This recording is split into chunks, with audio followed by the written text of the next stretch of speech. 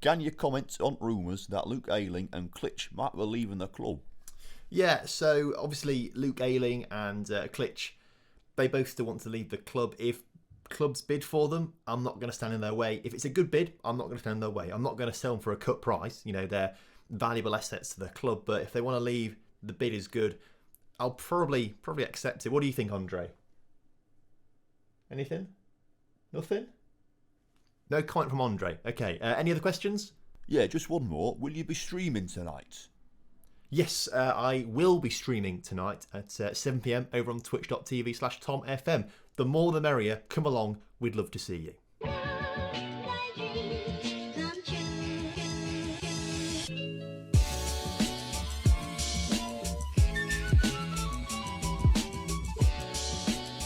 So hello and welcome back to the Leeds United Save. Hope you're all doing well today and looking forward to today's episode where I've changed the schedule again ever so slightly. I keep doing that. I keep saying I'm going to do these games next episode and then I change it ever so slightly. Today we're going to have a mid-table clash against Southampton. I thought it might actually be a bit more entertaining to see us maybe win a game for a change. So we're going to play against Southampton. We're 11th right now. They're 13th, so that should be quite interesting. But following that, we do have a game against top 4 chasing Tottenham. Now, of course, there are a few things to talk about, but first things first, I do want to dive straight into how we've done since you guys were last here for that 1-1 draw with Wolves and the 2-0 loss to Liverpool. We've played 5 games, won 2, drawn 2, lost 1. Not bad, but we could have done a little bit better. We stuck with that 5 at the back system for games against Sheffield United and against Chelsea. Against Sheffield, we were just darn right unlucky, I've got to say. Look at the scoreline, 0-0. You think, oh, it must be a close game. Let's look at the key match stats. 23 shots we had, which again is a lot, but it's not, you know, impossible not to score a goal with 23 shots. But what you will see, 7 shots hit the woodwork. 7 shots hit the woodwork. Can you imagine if those 7 shots had been just 20 centimetres closer to the centre of the goal? We would have won that game 7-0. It was ridiculous. I couldn't believe how unlucky we got in that. Thing is, things went pretty badly against Chelsea. We lost 3-1. We actually took the lead through Rodrigo in the first half, but the Hakim Ziyech show in the second half was too strong, particularly when Luke Ayling got sent off. And that sort of spelt the end for our 5 at the back sort of trial, where we'd won 1 but not looked very convincing in the other games. So we went back to the 4-2-3-1 winger formation, and it was pretty conclusive that that is the goal-scoring formation that we have, as we scored 4 past Fulham. Pablo Hernandez, Kluivert, Ricardo Haps and an own goal helped us out there in a 4-1 victory. And then Rodrigo hat-trick alongside Helder Costa scoring a goal made sure we beat Newcastle 4-2 as well. So big results there. And then we followed up with a boring 0-0 draw against Aston Villa. So some decent results in there. It does sort of suggest that the 4-2-3-1 is the formation to go for. I think maybe we do stick with that going forward. Maybe dropping back to that 5 at the back system for games against bigger teams, but even then, like Liverpool and Chelsea scoffed us. So I don't know, I think the 4-2-3-1 is the one to stick with for now. As previously mentioned, we are 11th in the table right now with 28 points. We are slowly sliding down as we expected, but I shouldn't expect us to be in a relegation battle. I don't think that'll happen anytime soon, so I'm pretty happy about that. There was also some big news. The youth intake preview came through, although you can't really see it very well here, so I'll get a screenshot up for you instead, where apparently there's a minimum of 3 centre-backs that look rather promising, which is quite good. 1 defensive midfielder's got potential to go far.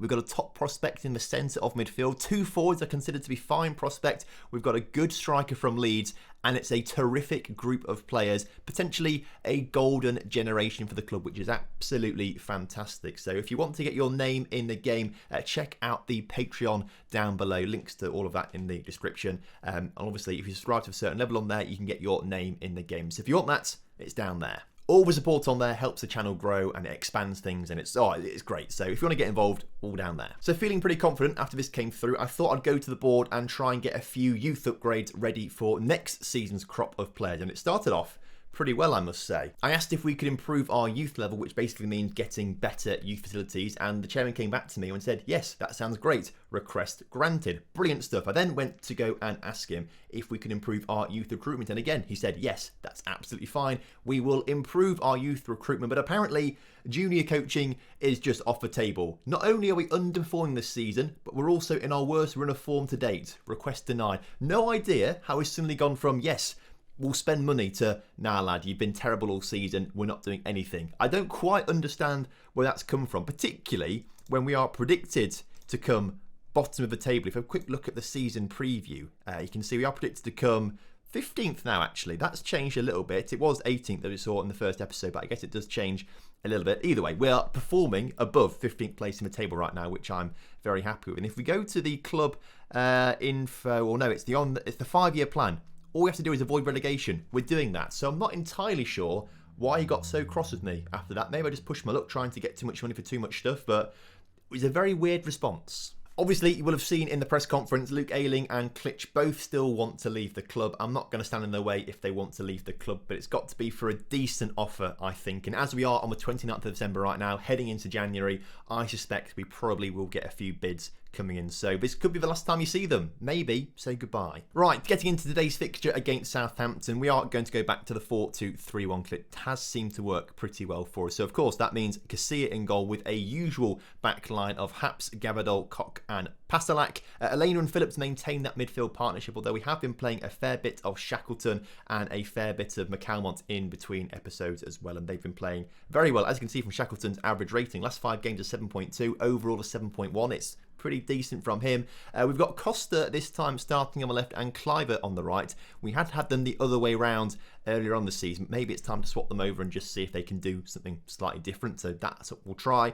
Pablo Hernandez comes through the middle. He's now got a very nice partnership with Rodrigo, who is up to 11 goals for the season now. So then kickoff is upon us, and there's a highlight straight from kickoff. Hopefully we just win the ball right now, go through on goal and score within 30 seconds of the game. That would be fantastic. Looks like it's going to happen to Southampton instead, though, as they nearly do that. Good save from Kiko Casilla, had to be switched on right at the start there. Now, what I have noticed is an awful lot of teams this season, like Southampton, are playing a 5 at the back system. So I think we get goals from our 4 at the back system with wingers. I think we get goals from this because we are overloading the wings more than they can handle as other teams. And if they put more players out wide to try and handle our depth and numbers on the wings, we can then move it back into the middle of the pitch a little bit and, try and find some space there. So I think actually the formation we've got right now does combat this 5 at the back system pretty well, as hopefully it's going to do right now. As Hernandez into Haps into Helder Costa, who shoots and gets his 3rd goal of the season.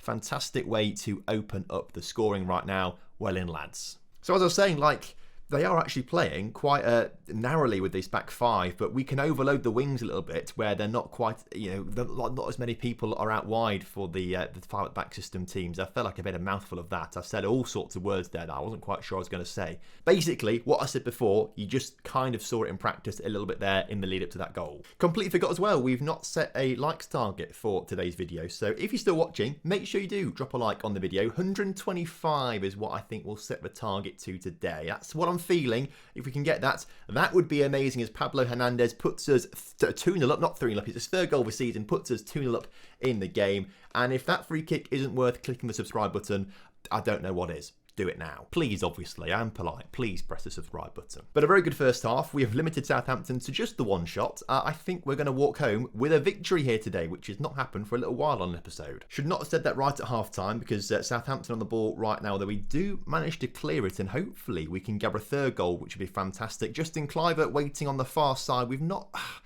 He's disappointed me so far, Justin Cliver. Obviously, we spent a lot of money on him.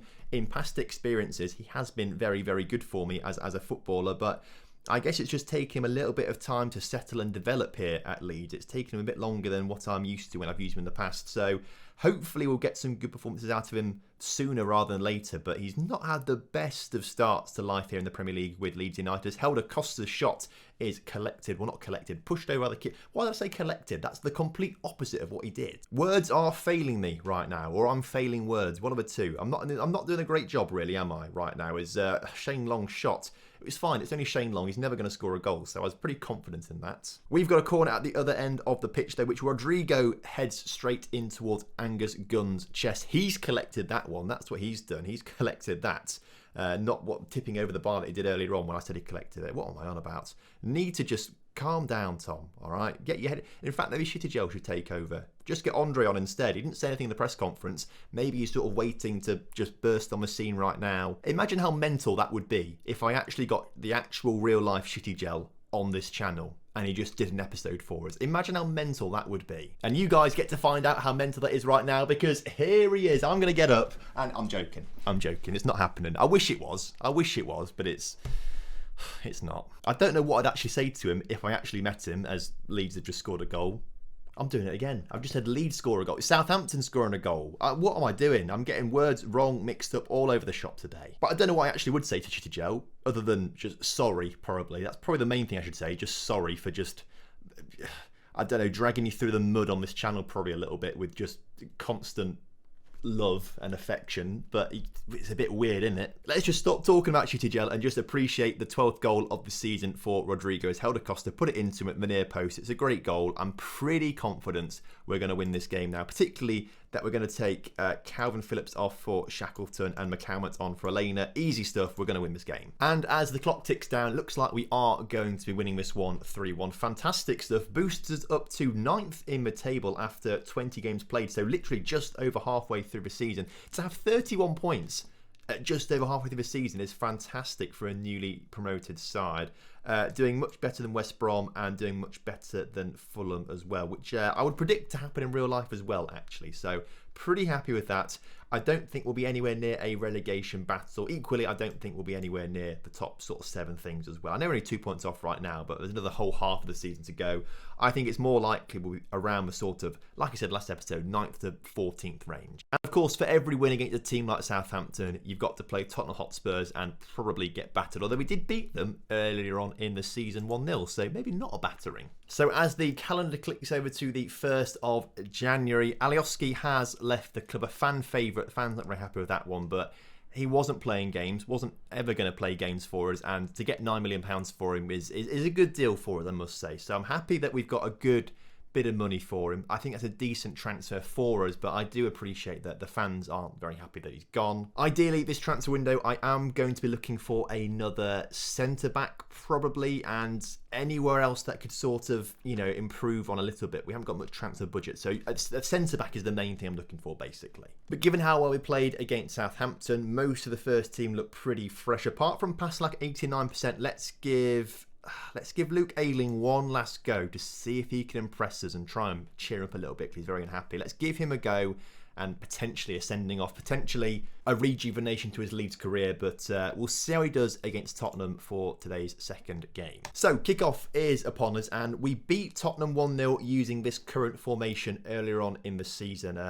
Away from home as well, which is quite impressive, but immediately they've taken the lead against us, which isn't ideal. 90 seconds, that's all it took for them to break us down. We need to be more switched on right from the start. And I think that I say a little bit of inexperience. Josko's 17, but Haps is 26, Ayling's 29, Koch is, I don't know, I mean, hopefully over 18. These players should be good enough and, you know, experienced enough to be properly switched on from the get-go. Like, we can't be conceding stupid goals like that right at the start of the game, as we've got a chance to get in the middle. Helder Costa brought down in the area. Now, I want to give this...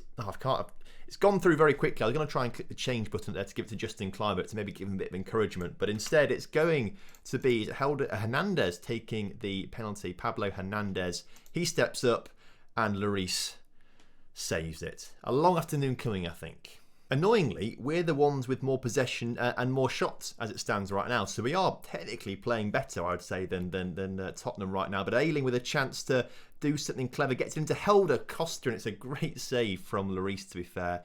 Ayling did well to create the opportunity for us in the end. So he's having a good game. He may be having second thoughts about accepting bids for him if they come in. Throw in for us now, though. We are creating lots of opportunities as Haps puts it into the middle and Rodrigo is there on his noggin. Rises like a salmon to put that in the back of the net. What a finish that was from the Argentinian. And if we keep creating chances like that, and we are doing it, 14 shots we've had in this first half so far compared to Tottenham 6. I mean, score the penalty, we're winning this game right now. Tottenham, I think we could be their bogey team at the moment.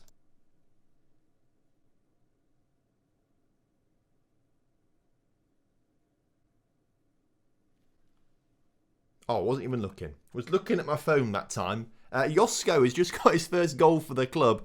Phillips put this.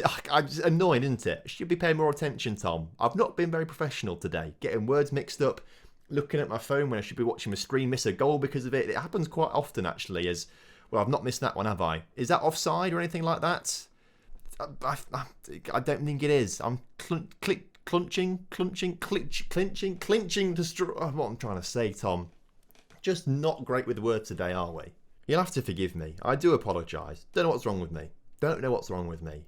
My mouth isn't working. Or brain. Or anything for that matter, really, I don't think. But we've got 20 minutes left to try and grab a winner. We may make a couple changes just in a second as Sissoko gets it up to Bergwijn. And it could be a good counter-attack this for Tottenham as Bergwijn gets ahead. Son is in behind the defence.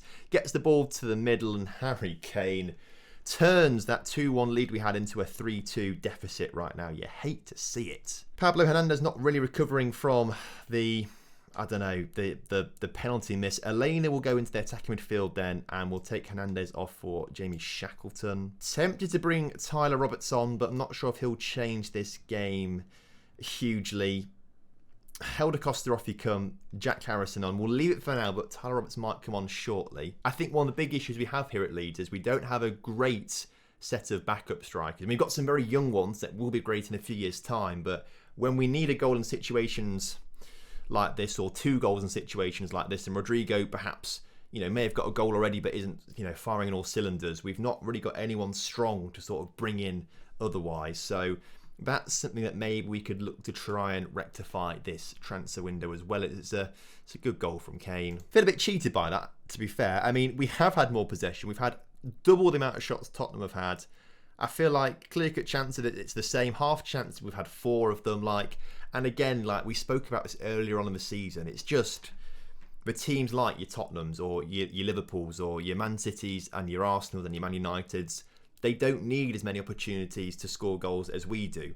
Harry Kane is one of the best strikers in the game. He takes those opportunities easily. He doesn't need a second chance, whereas we have to have quite a few chances to actually end up scoring a goal. So once we get better, we'll win more games because obviously that's what happened. You know what I'm trying to say, though. You know what I'm trying to say.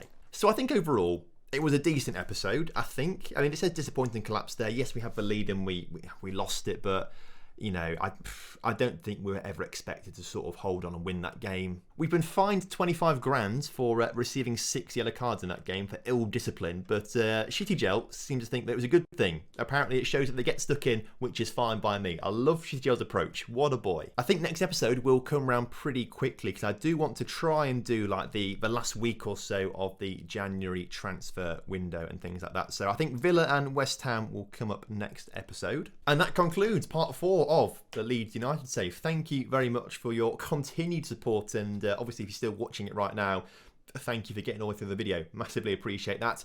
Drop a like on the video, that would be hugely appreciated, and obviously subscribe to the channel if you're new around here, and I will see you tomorrow. You love to see it. Have a good one. Goodbye.